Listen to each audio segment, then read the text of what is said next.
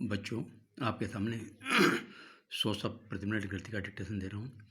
Dictation में आने वाली आउटलाइन देखें, पहले आप उसकी प्रैक्टिस करें। पिछले 2 महीनों से डेज लगा के पिछले का सब चिन्ह बनाया। पिछले 2 महीनों से आर्थिक सूची डाउनलोड रह करके आर्थिक सूची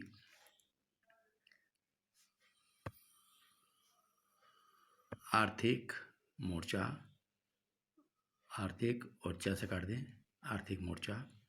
इस बात से इसका सब चिन्ह लगा के ब को आधा करके इस बात से विकट समस्या विकट समय विक को आधा करें विकट समय में सामान्य स्थिति में सामान्य स्थिति की ओर सामान्य स्थिति डेश निकाल के और बीच में काट दें सामान्य स्थिति की ओर।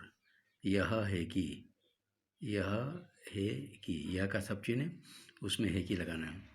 जवाहर रोजगार योजना, ज से जवाहर रोजगार डबल करें और ज न कर दें, जवाहर रोजगार योजना। अपने ढंग से अपने करके ढंग का सब चिन्ह लगा दें, अपने ढंग से।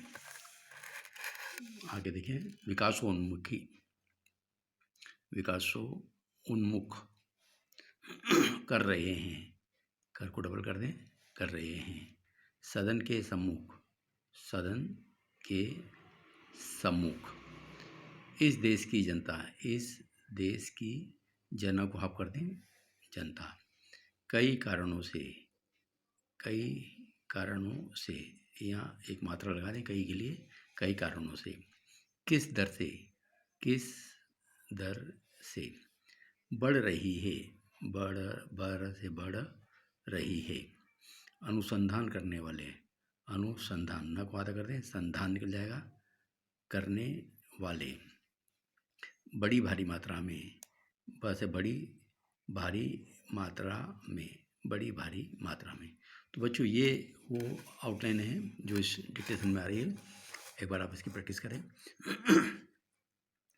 पिछले 2 महीनों से आर्थिक कार्यसूची, आर्थिक मोर्चा इस बात से विकट समय में सामान्य स्थिति की ओर। यह है कि जवाहर रोजगार योजना अच्छे ढंग से विकासोन्मुख कर रहे हैं। सदन के सम्मुख इस देश की जनता कई कारणों से किस दर से बढ़ रही है।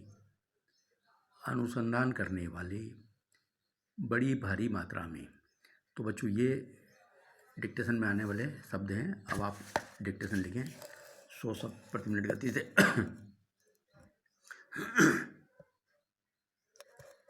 Yes, start.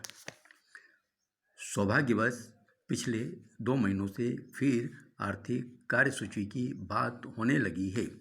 अयोध्या की घटनाओं और दंगों के बाद कई लोग यहाँ भी और बाहर भी यह सोचने लगे थे कि देश फिर कभी सामान्य नहीं होगा।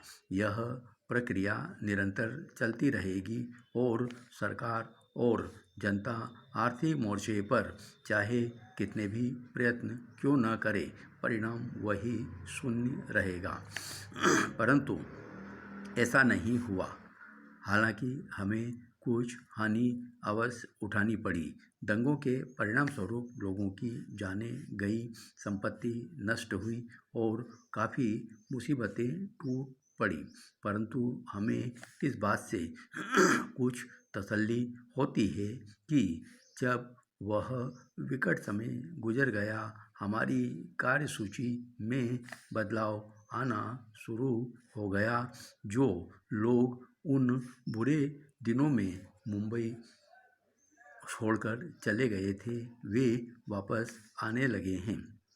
सभी लोग आर्थिक गतिविधियां शुरू हो गई है और मैं यह तो नहीं कह सकता कि हम सामान्य स्थिति में पहुंच गए हैं, परंतु यह विश्वासपूर्वक कह सकता हूं कि हम तेजी से सामान्य स्थिति की ओर बढ़ रहे हैं और हमें इस स्थिति का पुनः लाभ उठाना चाहिए। अब हम इसका लाभ किस तरह उठाएं? बात केवल यह है कि हमें इस परिवर्तन से लाभ उठाने का पूर्वाभास हो गया था और इसीलिए हमारा बजट विकासोन्मुख है।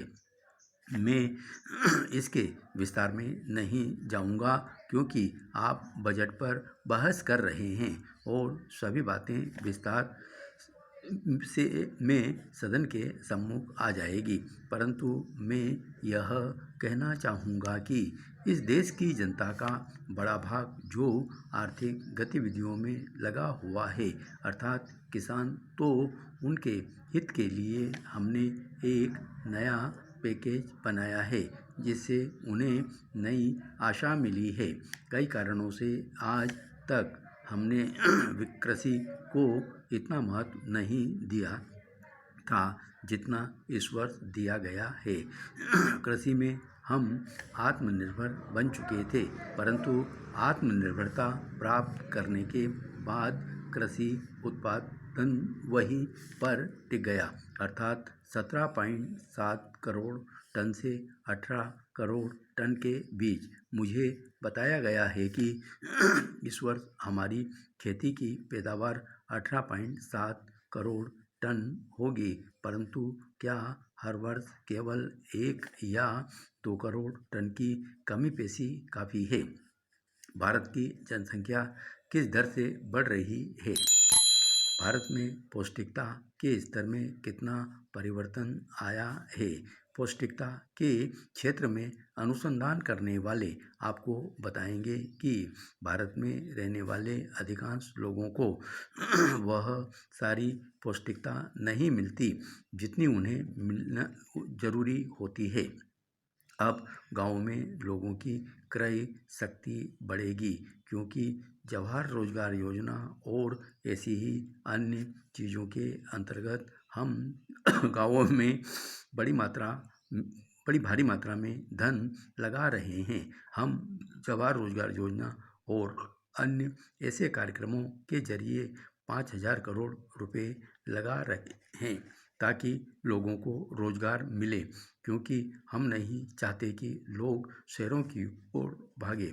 हम चाहते हैं कि लोग गाँवों में ही रहे और उन्हें रोजगार मिले, और जब गाँव में 5,000 करोड़ रुपए पहुंच जाएंगे तो स्वभावतः गांव वाले ज़्यादा खाना चाहेंगे, ज़्यादा अच्छे ढंग से रहना चाहेंगे। मैंने जो मोटा हिसाब लगाया है उसके अनुसार अगले 2-1 वर्ष बाद आज की हमारी पैदावार कतई अपर्याप्त होगी। इसका स्क्रीनशॉट भी ले लें।